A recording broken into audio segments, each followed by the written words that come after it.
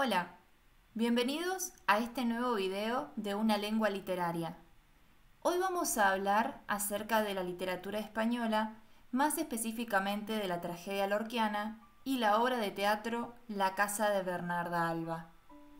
Pero para eso debemos conocer un poco sobre la generación de 1927. Esta generación estaba compuesta por un grupo de escritores intelectuales que en el año 1927 decidieron reunirse para conmemorar los 300 años de la muerte del poeta Luis de Góngora. Algunos intelectuales pertenecientes a esta generación fueron Dámaso Alonso, Federico García Lorca, Vicente Salinas, Miguel Hernández, Jorge Guillén, entre otros, siendo Federico García Lorca el escritor que más influenció a este grupo. En dichos encuentros, el tema central en general era la poesía y la búsqueda de formas de escribir obras estéticas que respeten las cuestiones gramaticales, la métrica, rima, la prosa, entre otros. El objetivo, como toda obra literaria de la época, era comprometerse con la realidad política de ese entonces. ¿Y en qué consistía dicha realidad? Bueno, justamente en esa época fue donde se desarrolló un conflicto en España, un conflicto político y también social entre dos bandos que estaban contrariados, los republicanos y los franquistas, conocidos también como falangistas. Cabe recordar que los franquistas eran personas que estaban del lado y apoyaban las ideologías de Francisco Franco, que fue quien gobernó en España durante unos años después de la Guerra Civil.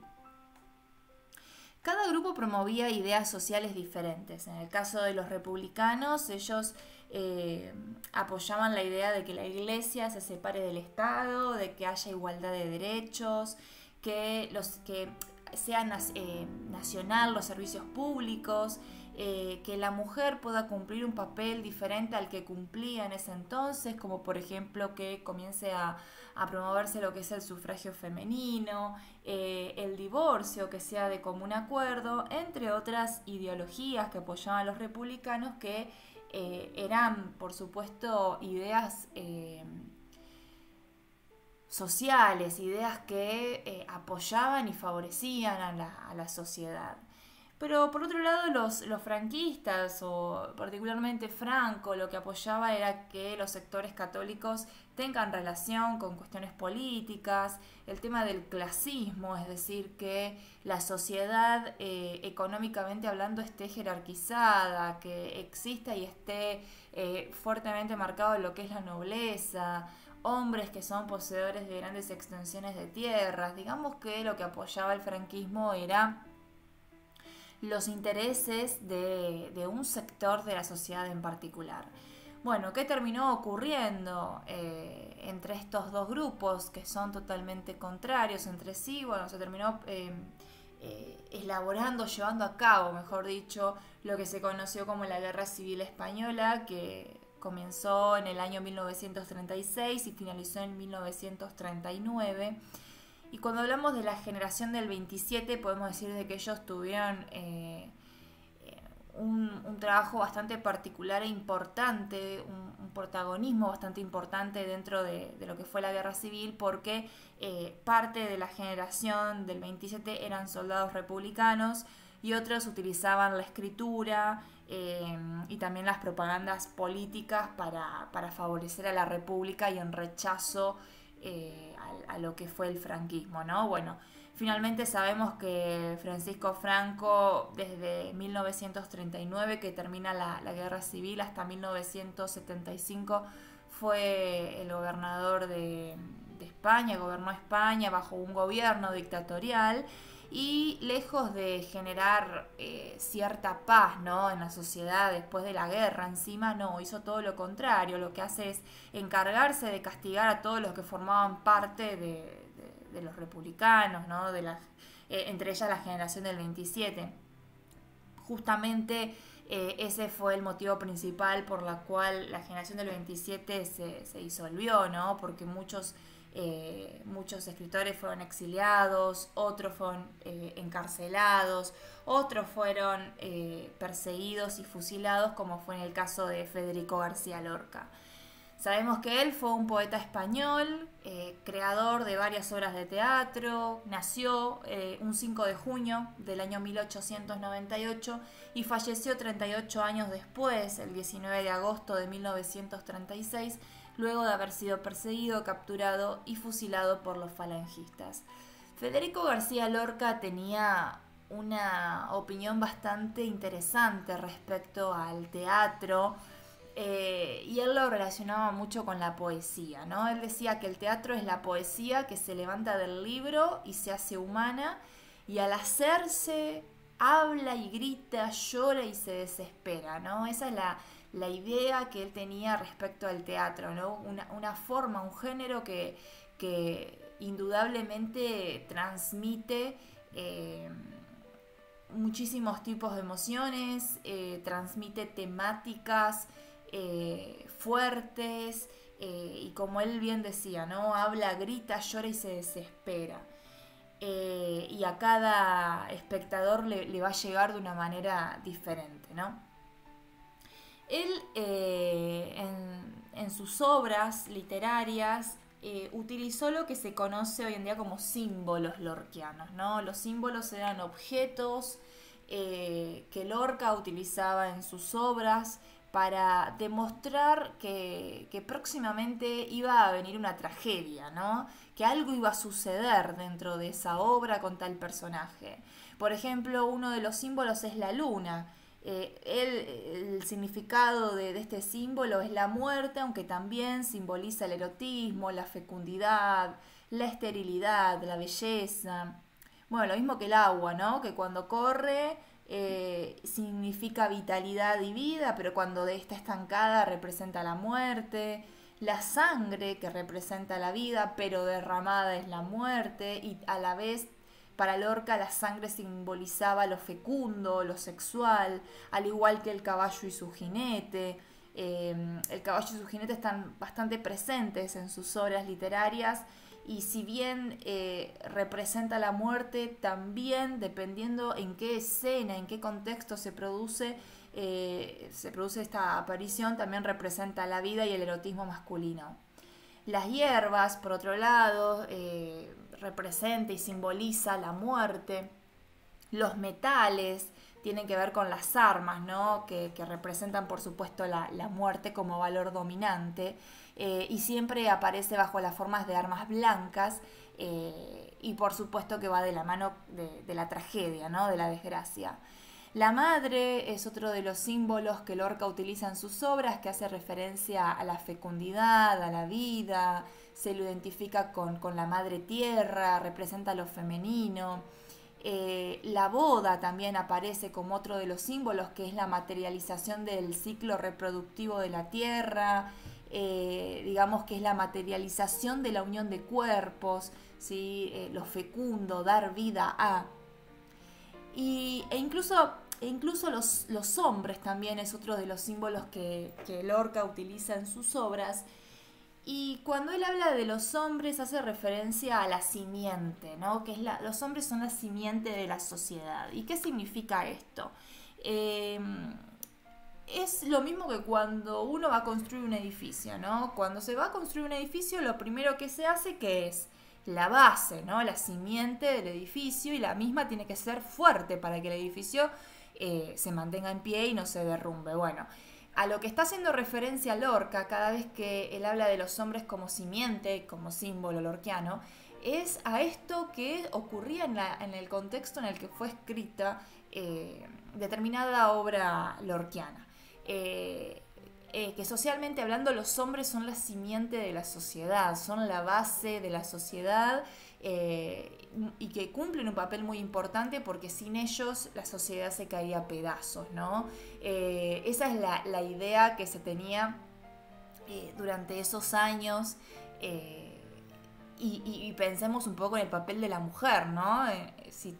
Teniendo en cuenta que los hombres son la simiente de la sociedad, bueno, ¿qué rol le queda a la mujer por cumplir? Bueno, justamente lo que hace Lorca en sus obras es criticar eh, la ideología que se tenía en cuanto al papel de la mujer y qué era lo que ella tenía que cumplir socialmente hablando.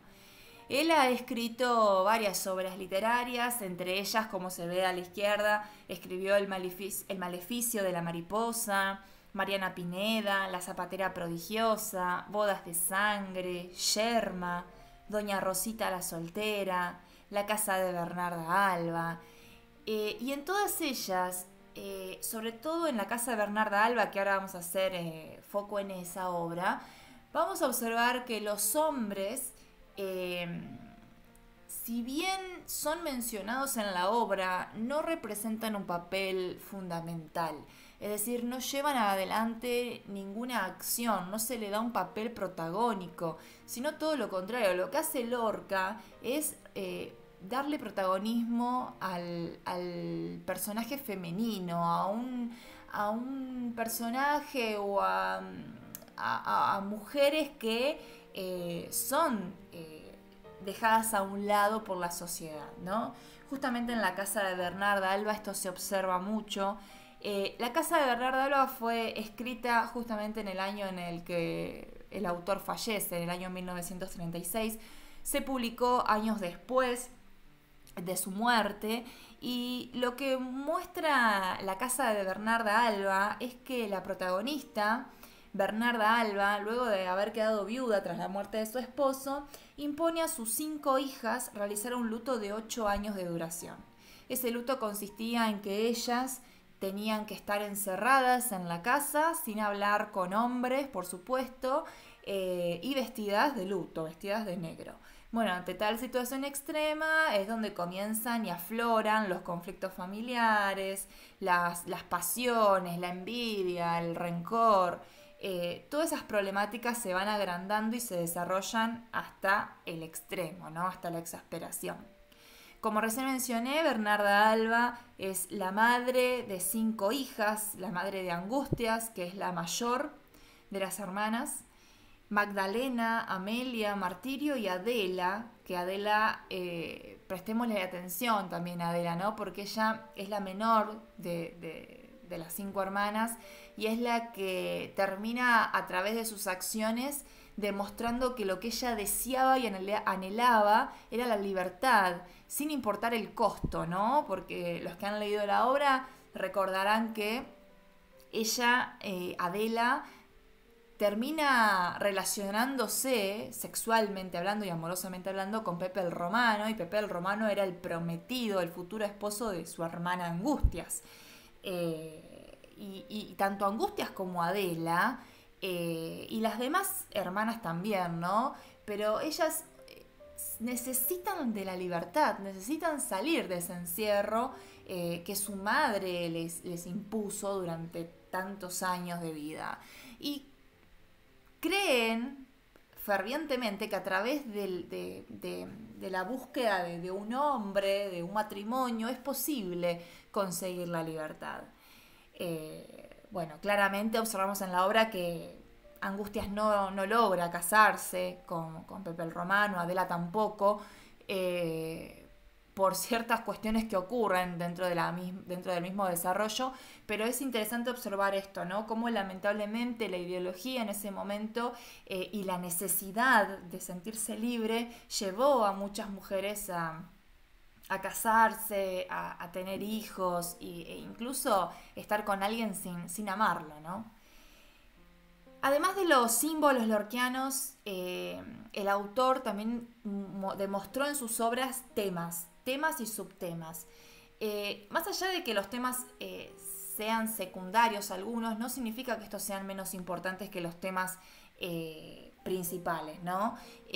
Pero como temas principales tenemos al destino trágico, a la opresión sobre la mujer, a la moral conservadora, esto de, bueno, de las puertas de mi casa hacia afuera soy de una forma porque quiero cuidarme del qué dirán, pero de las puertas de mi casa para adentro soy una persona totalmente diferente, ¿no? Esto va en relación con las apariencias, con el clasismo, esto de demostrar una jerarquía económica y de poder también. Esto se observa mucho en la casa de Bernarda Alba, sobre todo en Bernarda, ¿no?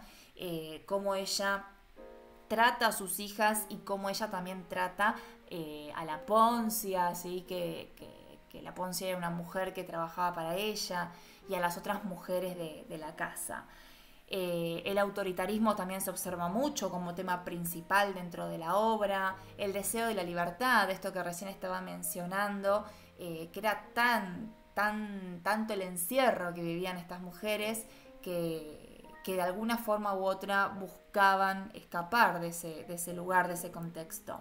También dentro de la casa de Bernarda Alba observamos cuestiones como la sensualidad, el odio, la envidia entre hermanas también, ¿no? La envidia hacia Angustias, diciendo que tiene 40 años y que Pepe el Romano, teniendo la mitad de su edad, la mitad de la edad de Angustias, por lo único que se casaba con ella era por la herencia que Angustias había recibido por parte del padre, que Angustias era demasiado vieja para tener hijos, o sea, eran comentarios que decían obviamente a espaldas de ella, de su hermana, pero se notan en esos comentarios que hay un cierto rencor, cierta envidia, porque Angustias se va a casar y nosotras no, Angustias va a tener la libertad y nosotras no, ¿sí? Por supuesto que la que actúa ante esta situación es Adela, más que las otras, pero todas tienen bronca ante la situación que están atravesando. La injusticia con las mujeres en un mundo de hombres también se observa mucho en la obra, y sobre todo Lorca lo que busca demostrar en sus obras es cómo la mujer como personaje femenino es la que más sufre, ¿no? Incluso la hipocresía social es otro de los grandes temas que se observan.